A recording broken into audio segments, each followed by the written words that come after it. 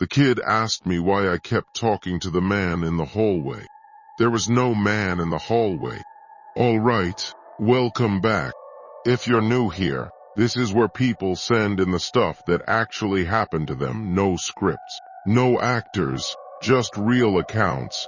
Today's theme is babysitting. And honestly, out of every job people have sent me stories about, this one keeps coming back with some of the worst ones. You're alone, in someone else's house, responsible for a kid who notices things you don't. Let's get into the first one. Story 1. The Baby Monitor. I started babysitting for a family in my neighborhood when I was 16, mostly on weekends when the parents, a couple named Diane and Mark, wanted a night out. They had one kid, a boy named Illy, who was maybe 4 at the time, and honestly, it was about as easy a job as you could ask for. He went to bed around 8. I'd get paid to sit on their couch and watch TV for a few hours, and that was basically the whole gig. I did it for almost a year without anything unusual happening, even once. And I actually looked forward to those Saturday nights, because it was easy money, and Ali was genuinely a sweet, easygoing kid who never gave me any trouble. Diane and Mark had bought their house a couple years before I started sitting for them, an older place on a street with a lot of similar houses built around the same decade. Nothing that stood out as unusual on the outside.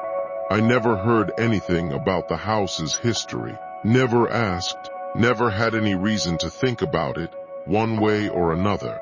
It was just a normal suburban house with normal suburban problems, like a water heater that made weird noises sometimes, and a garage door that stuck in the winter. Their house had a baby monitor setup that was a little more involved than what most families I sat for used. Instead of just one camera in Ali's room, they had a second one in the hallway right outside his door, angled so you could see the stairs and the hallway leading to the other bedrooms. Mark worked in IT and had basically wired the whole house himself, cameras included, and he'd shown me once how to pull up both feeds on my phone if I wanted to check on things without walking upstairs every 20 minutes. Something he seemed almost proud of, like it was one of his little home projects he liked showing off to people. For most of that year, I barely used the hallway camera at all. I'd check the one in Ali's room a couple times a night out of habit, more for my own peace of mind than because anything ever happened. And that was it. Then one Saturday night in the fall, everything changed. Ali had gone down for bed around 8 like always. No fuss, no crying, completely normal. I was downstairs watching something on the couch around 9:30 when my phone buzzed with a notification from the Monitor app. Something I later learned was a motion alert tied to the hallway camera specifically. I hadn't even known that feature was turned on. I pulled up the feed expecting to see nothing. Maybe a shadow from a car passing outside, catching the window at a weird angle. That kind of thing. What I saw instead was Illy, standing in the hallway outside his door in his pajamas, facing the wall across from his room, and he appeared to be talking. My first reaction was just mild annoyance. Honestly, the kind of feeling you get when a kid gets out of bed and you have to go put them back. Nothing more dramatic than that in the first couple of seconds. I want to be clear that a 4-year-old getting up and wandering into the hallway isn't inherently alarming on its own.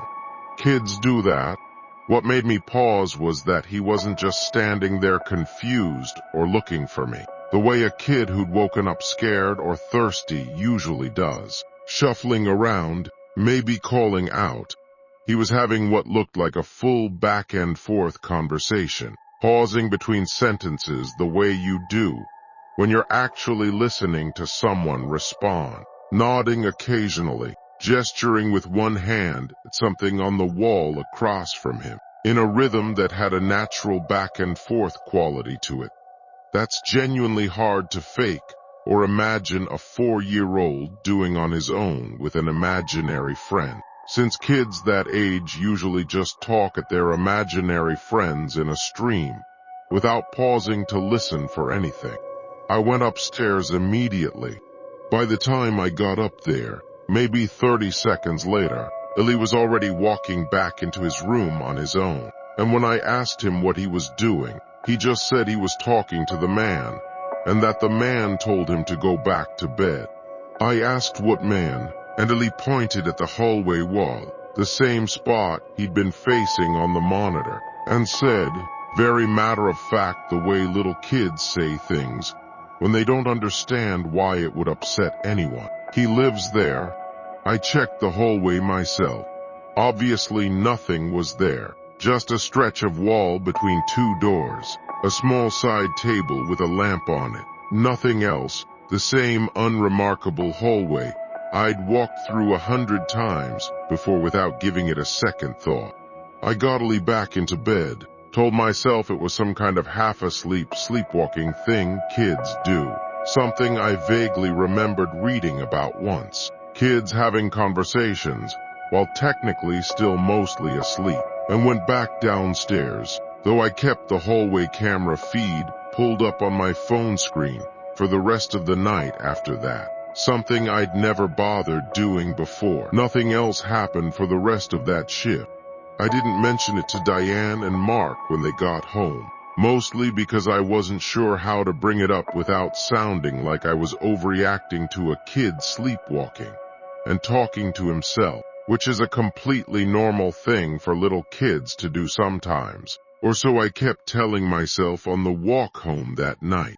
About 2 weeks later, I was sitting for them again, and around the same time, a little after 9, I got the same motion alert. I pulled up the feed, and Illy was in the hallway again, in the exact same spot, facing the exact same stretch of wall, mid-conversation the same way as before, and something about the sameness of it, the precision of it happening in the identical location, with what looked like the identical body language, hit me harder the second time than the entire first incident had. This time I didn't rush up right away. I want to be honest about that, because I've thought about it a lot since.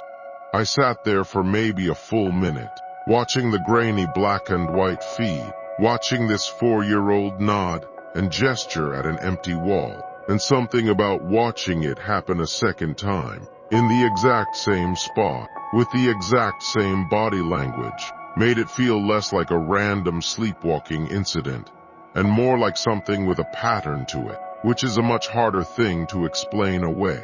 I went up, same as before, and by the time I reached the top of the stairs, Illy was already turning to go back into his room, like something had told him it was time to go, same as the first night. I asked him again who he was talking to, and this time he said something that I still think about. He said, "He's not allowed in my room. He can only talk in the hallway." I asked him how he knew that, and Illy just shrugged, the way little kids shrug when a question doesn't make sense to them, because the answer is just obviously true, like asking someone how they know their own name. I told Diane and Mark about it this time, when they got home that night, trying to keep my tone casual, framing it as a funny thing Illy had said about an imaginary friend. Mark laughed it off immediately, said Illy had mentioned an imaginary friend to him too a few times. Nothing to worry about. Tons of kids have those. Diane didn't say much, but I noticed she got quiet for a second in a way that made me think she didn't find it quite as funny as Mark did, though she didn't say anything more about it that night. I sat for them a handful more times after that over the following months, and the hallway thing happened maybe 3 or 4 more times that I caught on the monitor. Always the same spot, always that same one-sided conversation rhythm. I never saw or heard anything on the audio feed besides Illy's side of it, just his small voice pausing and responding to silence. The last time I sat for them was in the spring, almost 8 months after the first hallway incident. Ellie was down for bed. I was downstairs, and I hadn't gotten a motion alert in a while, so I'd mostly stopped thinking about it as anything other than a phase he'd go through occasionally. Around 10 p.m., I got the alert again. I pulled up the feed, and this time, Ellie wasn't in the hallway. The camera was pointed at the same stretch of wall it always was, the same side table and lamp, completely empty, no Ellie in frame at all. But the motion alert had triggered anyway, which the app was supposed to do only when something in frame moved enough to register. I sat there staring at the empty hallway for almost a full minute, telling myself it was probably just a bug, a light flickering, something completely explainable, running through every mundane possibility. I could think of the way you do when you're trying very hard to talk yourself out of being afraid of something. Old houses have electrical quirks. Motion sensors misfire sometimes because of temperature changes or a draft moving a curtain. None of that felt like enough, but I kept listing reasons anyway, like building a wall out of small facts I could stand behind. Then, on the feed, the lamp on the side table flickered once, and I heard, faintly through the monitor's audio, a voice that was not Ellie's, low and just barely audible, say something I couldn't make out, except for one word that came through clearly enough. My name. I did not go upstairs right away that time. I sat frozen on the couch for what felt like a long time, though it was probably only a minute or two, staring at that phone screen, at that empty hallway, waiting to see if anything else would happen. Nothing did. Eventually, I forced myself to go check on Ellie, who was fast asleep in his bed, completely undisturbed, like he'd never gotten up at all. I told Diane and Mark I couldn't sit for them anymore after that. Made up something about a schedule conflict with school, a lie that felt small compared to everything I was leaving out.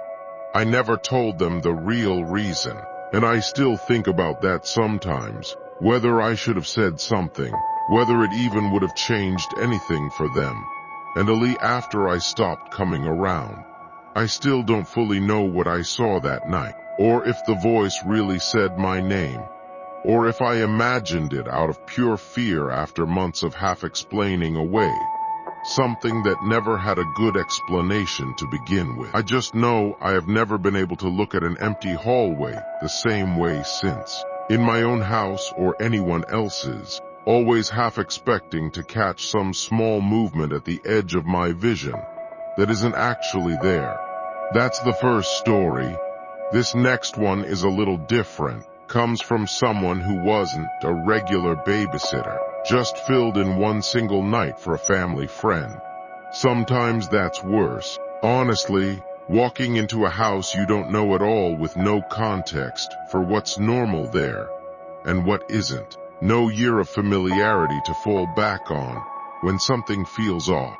Story 2. The Nanny Cam. I only ever babysat one time for money in my entire life, which is part of why this story has stuck with me so clearly, unfiltered by dozens of other ordinary nights that might have blurred it into just another shift. It wasn't even really my job. My mom knew a woman from work, Karen, who needed someone last minute for a Friday night. And since I was 17 and always looking for extra cash, my mom volunteered me without really asking if I wanted to do it. The way parents sometimes just commit you to things and tell you about it afterward. Karen had 2 kids, a girl around 8 and a boy around 6, and she lived in a fairly big house on the edge of town, the kind of place that felt like it had more rooms than a family of 3 actually needed, with a layout that took me a minute to fully understand even after the tour.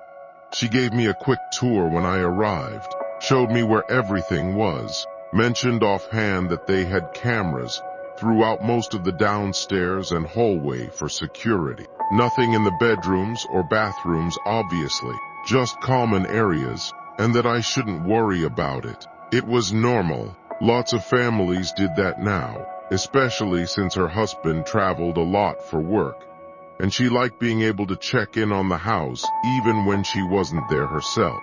The kids were easy enough. We watched a movie, had dinner, and I got them both down to bed by around 8:30 without much resistance. I remember feeling pretty good about how the night was going, thinking this was easy money for basically doing nothing.